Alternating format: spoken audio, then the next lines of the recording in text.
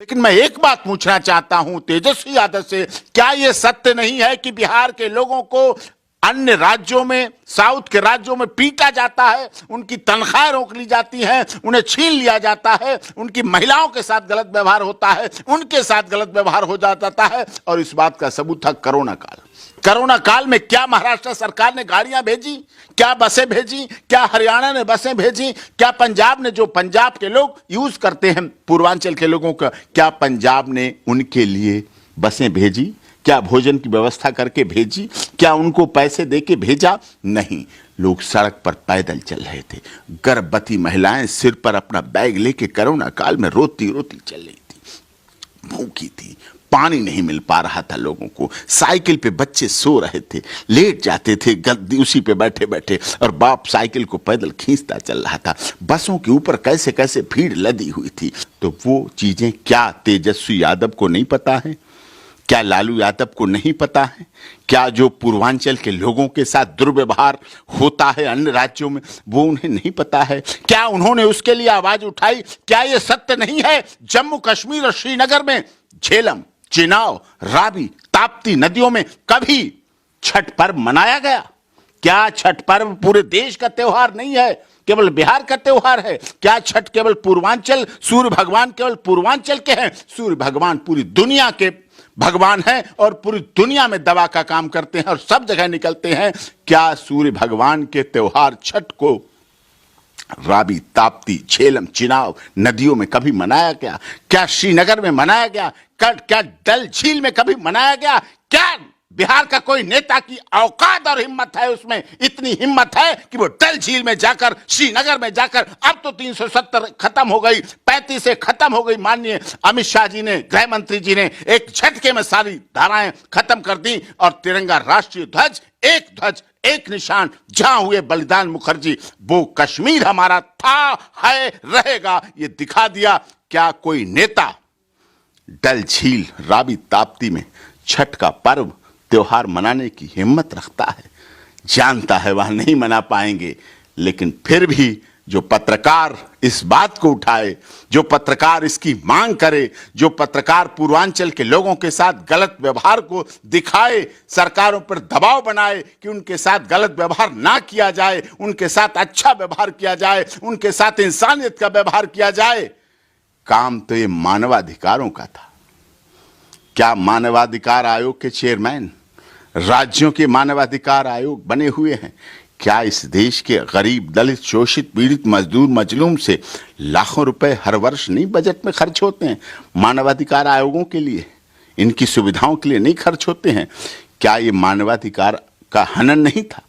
जो पूर्वांचल के लोगों के साथ ये गलत व्यवहार किया जाता है, तो ऐसे श्रीनगर में हो रहा, सब जगह होता है। तो वहां सब जगह के लिए एक संदेश था, जिस संदेश को एक पत्रकार ने उठाया, उसकी मदद करनी चाहिए थी तेजस्वी यादव को।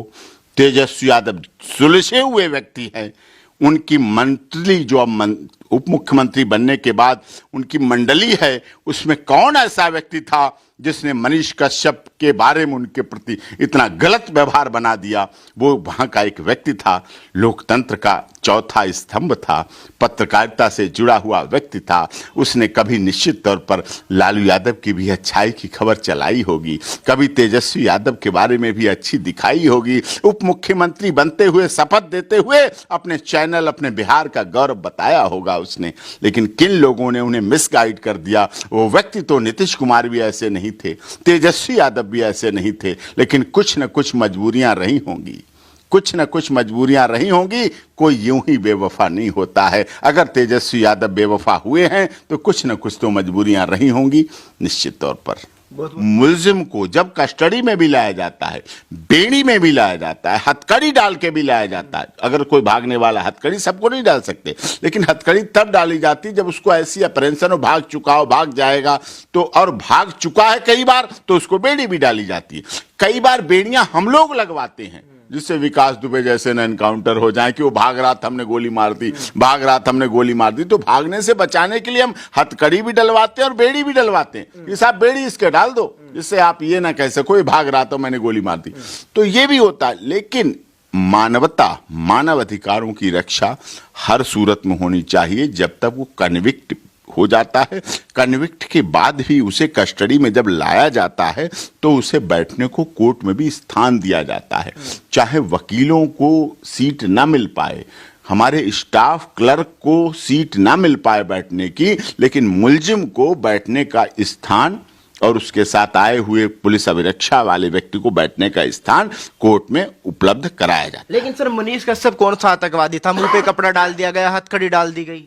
हाँ, ये चीजें मानवता के खिलाफ है। इस पर वहां उन्हें इस बारे में ऑनरेबल कोर्ट को, लंदन ट्रायल कोर्ट को ये कहना चाहिए, हथकड़ी लगाना कि कोई औचित्य नहीं। जो व्यक्ति खुद सरेंडर हुआ जाके, आपने देखा प्रेस ब्रीफिंग उन्होंने दिखाई थी, उसमें इतनी बातें दिखाई कि यहाँ ढूंढा, यहाँ तलाश किया, यहाँ तलाश किया, और उसके बाद उसको ये दिखाया गया। तो ये चीज सही नहीं है। नीचे बिठालना, हथकड़ी डालना, मफल्ड पेश करना, टीआईपी का मामला नहीं है ये। कुछ मफल्ड पेश तब किया जाता है जब टेस्ट ऑफ आइडेंटिफिकेशन परेड हो, किसी मुलजिम से, किसी मुलजिम की किसी गवाह से, आई विटनेस से, मृतक के परिवार वाले से, या स्नैचर है या रोवर है या डकैती पड़ी है, तो उस परिवार के शिकायतकर्ता के लोग, शिकायतकर्ता के परिवार के लोग जब एक्यूज की टीआईपी करते हैं, टेस्ट ऑफ आइडेंटिफिकेशन परेड, तब उस समय तक मुंह ढाक के रखा जाता है। नहीं, बिल्कुल ये तो डॉक्यूमेंट्री चीज है। अगर आपके पास, उसके पास मिला, बैंक अकाउंट था, कोई चोरी तो थी नहीं, कहीं छुपा के तो रखा नहीं, कहीं दबा के तो रखा नहीं। बैंक अकाउंट का तो हर चीज सार्वजनिक है, वो तो ऑन रिकॉर्ड है, वो तो रिकॉर्ड में सब कुछ नजर में है, तो उसमें कोई छिपाने की बात है ही नहीं।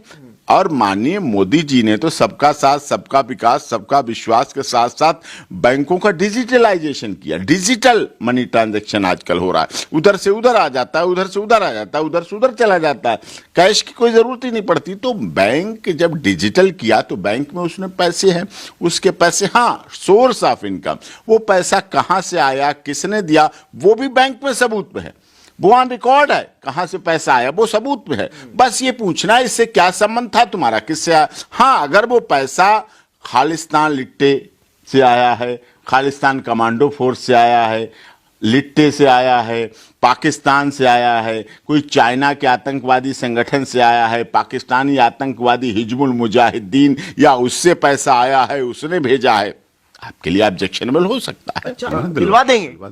बिल्कुल श्योर, जमानत भी दिलवा देंगे। और उनके जो 10 केस वहां दर्ज हुए, 10 केस वहां दर्ज हुए, उनका भी बहुत जल्दी, बहुत समय से, बहुत तरीके से इलाज हो जाए। कई ऐसे मामले हैं, एक दारा सिंह का मामला था, उड़ीसा सरकार का था, लिया।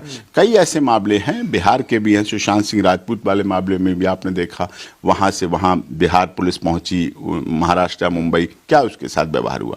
क्या ये सत्य नहीं है बिहार के लोगों के साथ, पूर्वांचल के लोगों के साथ, नॉर्थ इंडिया के लोगों के साथ, साउथ इंडिया में बहुत बड़ा भेदभाव होता है, बहुत बड़ा गलत तरीके का व्यवहार होता है। महाराष्ट्र की तो एक पार्टी इसी आधार पर राजनीति कर रही है और साफ कहती थी कि महाराष्ट्र में हम इनको पूर्वांचल और बिहारियों को घुसने नहीं देंगे, ये बोला जाता था। क्या मतलब था? ये भारी नहीं, बहुत बड़ा भारी पड़ गया। एक तो मनीष कश्यप वैसे ही चुनाव लड़ चुका था, राजनीति में तो उसका कदम था ही, पत्रकारिता भी वो अपने राजनीतिक जीवन और पत्रकारिता दोनों का सम्मिलित था, केवल अकेले अकेले पत्रकार नहीं था। तो जब वो चुनाव लड़ चुका था तो उसकी भी इच्छा थी विधानसभा पटना में पहुंचने की और आवाज गुंजाने की, अपनी बात बोलने की। और जो विधानसभा बनने की सोचता वो ये भी अगला सपना सोचता, क्यों नहीं मैं मुख्यमंत्री बन सकता हूं। जब माननीय मोदी जी पहली बार विधायक बने गुजरात के, और पहली बार ही मुख्यमंत्री बन गए, और उसके बाद लगातार मुख्यमंत्री रहे। जब तक उन्होंने अपने मन से नहीं छोड़ा तब तक गुजरात के मुख्यमंत्री रहे। गुजरात ने उनको पकड़ के रखा, चाहे वो अडानी थे, चाहे अंबानी थे, चाहे रिलायंस थे, चाहे धीरूभाई थे, चाहे कोई थे, चाहे पेट्रोल था, चाहे खनिज था, चाहे सी पोर्ट थे, कोई थे, गुजरात ने मोदी जी को पकड़ के रखा।